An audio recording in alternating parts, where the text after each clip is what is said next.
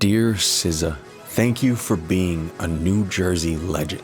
As someone who went to Columbia High School in a town over from mine, you make healing feel close to home, and we're proud of you. Your music is about the chaotic and messy and almost there feeling of healing. You give voice to those moments of midnight clarity and 3 a.m. confusion, and the moments when we're not quite whole, but realize we're damaged. In your first project, you wrote, "This here is the epic tale of a broken mind." You've always embraced weirdness, and not just in your production, but in yourself. And in doing so, you gave us the same permission. You've always been experimental, abstract, and artistic in the truest sense, pushing boundaries and never limited by what's been done before. Your songs resonate with those of us who felt slightly out of step, slightly misunderstood, but just brave enough to keep going. Whether it's navigating relationships that were never meant to last, or finding peace in your own imperfect solitude, your lyrics reflect the bumpy ride of self-discovery. You're the voice we didn't know we needed until we heard it. Your creative honesty makes us feel less alone. You are the voice of the almost healed. I'm Joe Sanza. Together we'll reveal how music connects us with others, culture, and ourselves. This is Aux. Plug in. Almost healed. What does that even mean? Well, I'm glad you asked, SZA. It's standing on the edge of something new, yet still glancing back at where you've been. It's a place of quiet triumph mixed with lingering doubt, a half smile paired with a nervous laugh, wondering if you're really ready to move on or if you're just lying to yourself again. But here's the thing. Almost healed isn't failure. It's courage wrapped in vulnerability, strength dressed as uncertainty. It's you singing openly about all the imperfections, the fears of imperfection, and the late night thoughts whispered to the ceiling, and the fears that persist no matter how loudly you sing them away. You've reminded us healing isn't linear. It's a dance with 2 left feet. It's intrusive thoughts and tears, laughter and mistakes. And it's finally realizing that broken pieces make the most beautiful mosaics. In 2014, Pitchfork said your album Z has shards of clarity, but only that. As if that's such a bad thing. SZA, that's what resonates with us, because reality and our perception of it constantly fractures and fragments.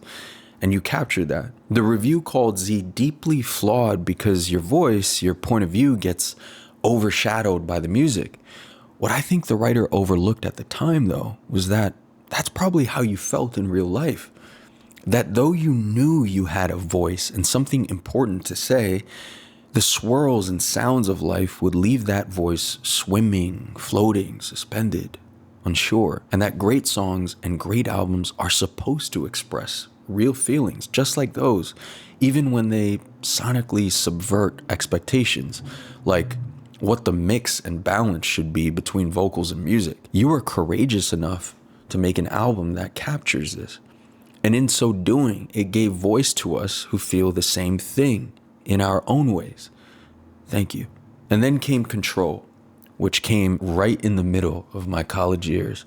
Good times. It took R&B and alternative music lovers by storm. It was like everyone in the small artistic community in my campus was tapped into this album. Your songs, your melodies, your sound, your voice. It's also artistically mature and masterful. You stood in that unique voice of yours, even when it had weird things to say, shameful things to say. It sounded sure even when it said it wasn't. Control was like someone finally reading aloud the parts of our diaries we were too afraid to admit we'd written. You sang about needing validation, about shrinking yourself, about trading self-worth for temporary comfort, and you didn't try to clean it up. You didn't give us polished answers, you gave us the process. You gave us contradictions and questions and songs that felt like journal entries we weren't supposed to see, but we did, and we needed to. When you sang, "I get so lonely, I forget what I'm worth," you weren't just writing lyrics. You were holding a mirror up to everyone who's ever felt and begged for crumbs and called it love. And yet, Control wasn't just about heartbreak, it was about control. how we lose it, how we chase it, how we reclaim it slowly and imperfectly. You helped us name the in-between. SZA, you made, and I'm not saying this lightly, it gives me goosebumps to even say, a classic album. Then came SOS, and with it, the surest version of the quiet ache that's always been in your music. If Ctrl sang insecurity, SOS screamed survival. It was still messy, still honest, but this time with sharper edges and fewer apologies. You gave us rage next to reflection, revenge songs beside soft confessions. Kill Bill and Nobody Gets Me live on the same album, and somehow it makes sense. Because healing doesn't cancel out the chaos, it makes space for it. And you followed up with Lana, where you doubled down on not just revisiting old wounds, but documenting scar tissue. You showed us what it looks like to live with it. And the result was something genre-bending and mood-swinging and radically real. From punky trap breakdowns to lullaby confessions, it's been a commercial smash, but still experimental and somehow direct. We watched you mourn, stunt, spiral, and glow up, all the way to the Super Bowl halftime show. You weren't trying to be perfect, you were trying to be you. And that made us trust you even more. And the numbers? Historic. I could mention the record-breaking weeks on the Billboard charts and the 4 Grammys, but to me, metrics and awards matter so much less than your music itself. Your real fans know you've been deserved all the accolades and recognition, and you did it with songs that were raw, weird, funny, sad, and sometimes just confused. You did it by telling the ugly, breathtaking, deeply relatable truth. You've given us permission to be in process, to be mid-sentence, to be almost. So here's my challenge to you, SZA, the same one I'm giving to myself. Don't get too comfortable in the almost. You spent your career giving voice to what it feels like to not be okay, and we've needed that desperately. But I wonder what it would sound like if you wrote from a place of peace. Not perfection, not resolution, but peace.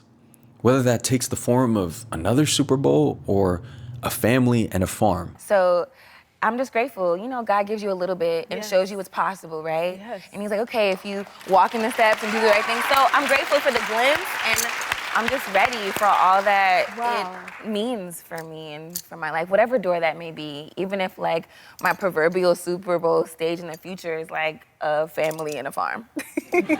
What would it look like for you to sing not just about surviving the storm, but enjoying the calm? What does healing look like once the bruises fade and the scars aren't the loudest part? We don't want a fake filtered version of happiness. We want your presence wherever it goes next, even if it's soft, still, or unremarkable, even if it's joy. Especially if it's joy. You've given us so much of your pain, and now, if you're ready, we'd love to hear your wholeness too. Even if it's weird, even if it's complicated, even if you're still trying to figure it out. Because if anyone could make healing sound as cool as heartbreak, it's you. And for a generation drowning in curated perfection and performative growth, that kind of expression is needed. So thank you, SZA, not just for the music, but for the way you make vulnerability sound cool, for showing us that emotional chaos can be a form of clarity, for teaching us that almost healed isn't a flaw, it's a phase, a sacred, beautiful, necessary phase. Some of us are still in that phase, and some of us will probably live there forever. But either way, at least we're not alone. SZA, thank you for being the voice of the almost healed. With admiration and respect, Joe. This is Ox. Thanks for plugging in.